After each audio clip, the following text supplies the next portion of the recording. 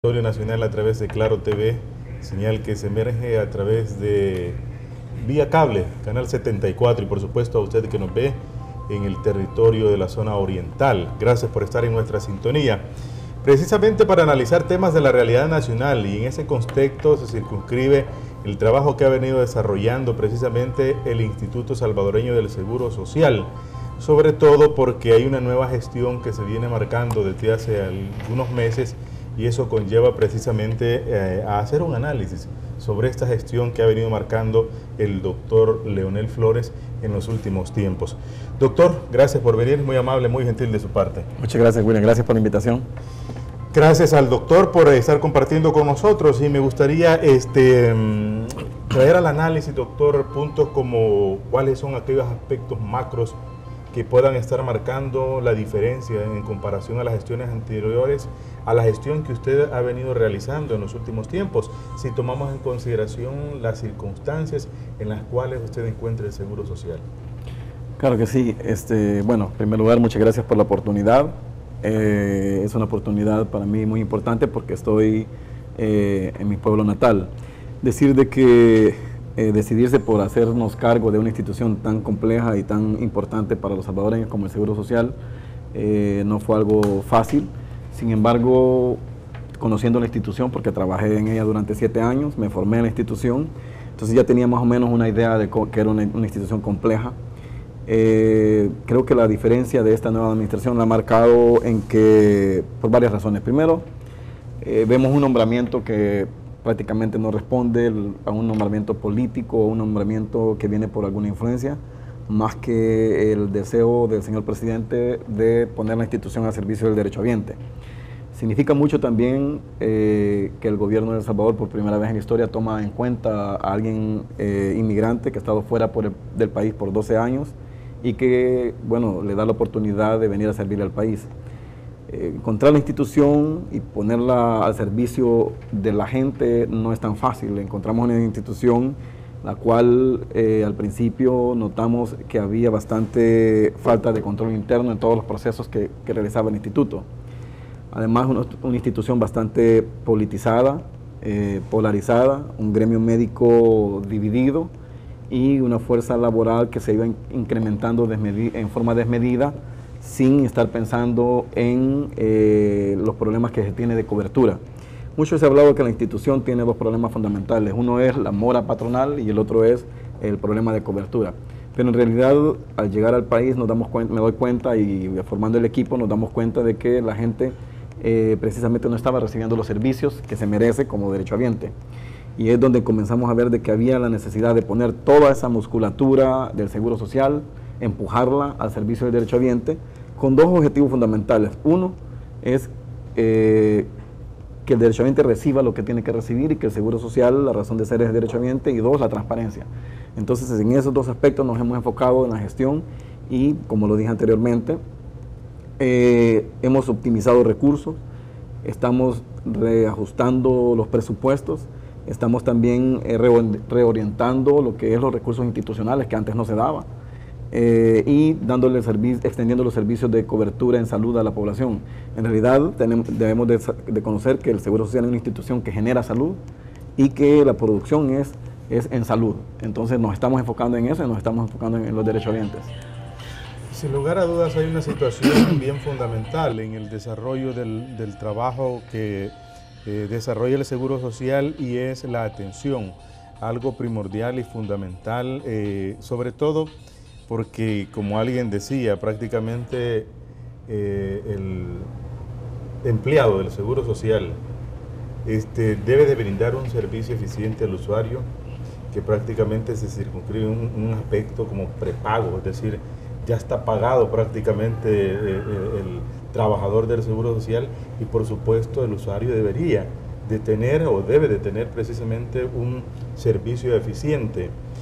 En ese bregar de los últimos meses en el desarrollo de su trabajo, se ha planteado precisamente esa eficiencia en el desarrollo de ese trabajo por el sector laboral. Claro que sí.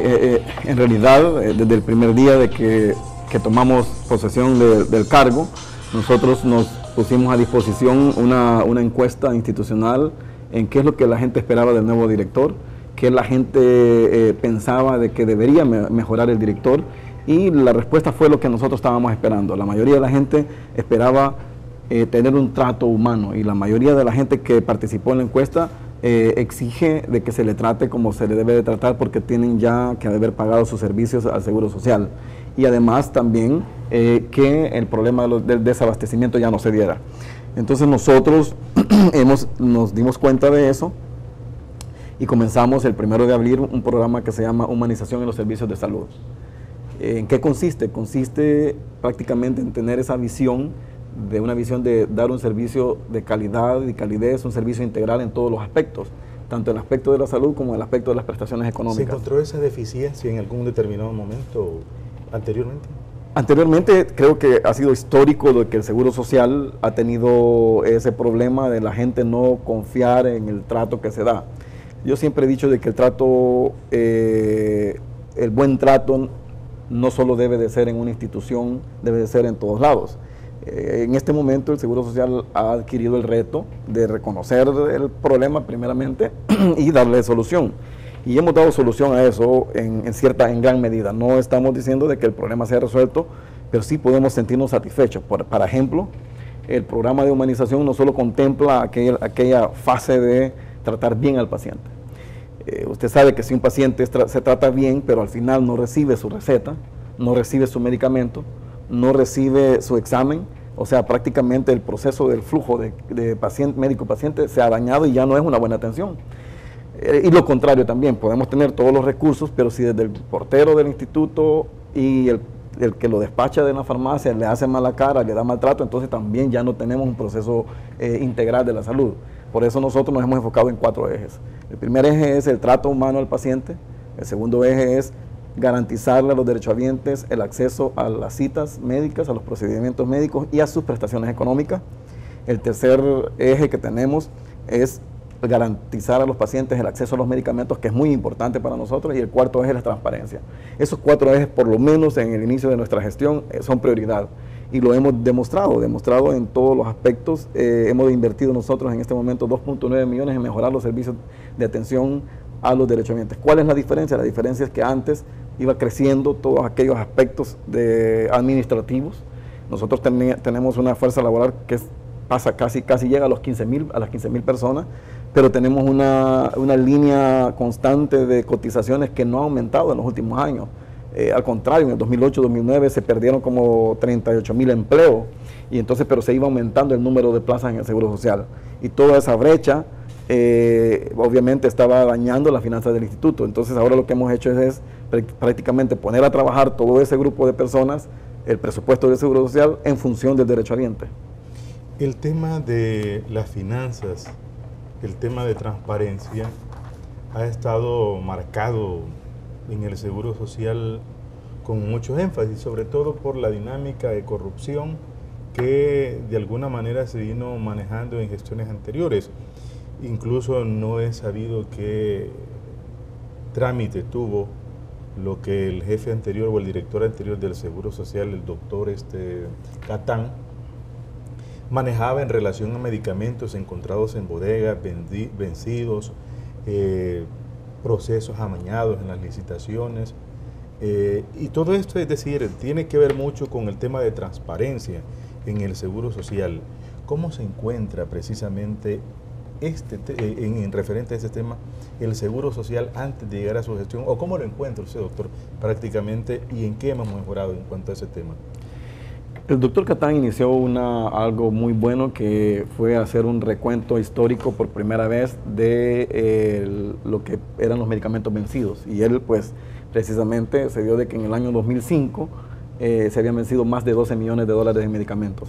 Y eso, pues, preocupó mucho. Se hicieron las denuncias respectivas, y es un proceso que ha seguido, pero que está en la Fiscalía. Está en la Fiscalía. La nueva administración lo que ha tenido a bien es eliminar todo esos procesos anormales, mejorar el control interno y disminuir en lo que se puede los vencimientos de los medicamentos. La semana pasada hicimos un análisis y estamos viendo nosotros de que tenemos ahorita un vencimiento de medicamentos del 0.49%, lo cual en todos los países, la mayoría de países del mundo anda por el 2%. pero les hacía el análisis a mi equipo técnico de que el llegar al 0.49% del vencimiento de medicamentos en un país en vías de desarrollo y pobre como el de nosotros no se debería de dar tampoco, porque el Seguro Social compra 71 millones de dólares en medicamentos y el 0.49 vencido no es una cantidad en la cual tendremos que estar satisfechos por eso. Creo que debemos de llegar a un momento en el cual nosotros optimizar los recursos y que ya no se sigan dando ese tipo de situaciones. Ha mejorado increíblemente desde el 2005, que se descubrió que había un vencimiento de más de 12 millones de dólares, hasta la fecha anda el monto como por los 13.1 millones de dólares, lo que quiere decir de que ha habido un cambio drástico positivo en la institución, de ya no estar con ese proceso de comprar en forma amañada, de manipular las licitaciones, de tratar de que todas las licitaciones se declaren desiertas y después de declararse desiertas, llegar a un proceso de compra directa donde ya había un entendimiento de partes para poder adjudicar empresas. Ahora nosotros tenemos ese control, somos muy cuidadosos en la Comisión de Evaluadores de Ofertas, somos muy cuidadosos en la forma en que se va a adjudicar y también, además de eso, estamos ahorita pensando en un método que nos va a resolver tres cosas. Nos va a resolver el vencimiento de los medicamentos, nos va a resolver el robo de medicamentos, que es grande en la institución, nos va a resolver también el abastecimiento. ¿Y cuál es el proyecto? El proyecto es un código de barras. Un código de barras para todos los insumos y medicamentos del Seguro Social. Y con eso nos da la oportunidad a nosotros de tener un control. ¿Qué es lo que sucede en este momento? En este momento, cuando el almacén envía los insumos y los medicamentos a cualquier centro de detención del Seguro Social, ingresa por una vía que se llama SAFIS. Es un mecanismo de computadora, pero que al final es un mecanismo que es manejado por una persona. Y esa persona o lo registra en el momento o lo registra después.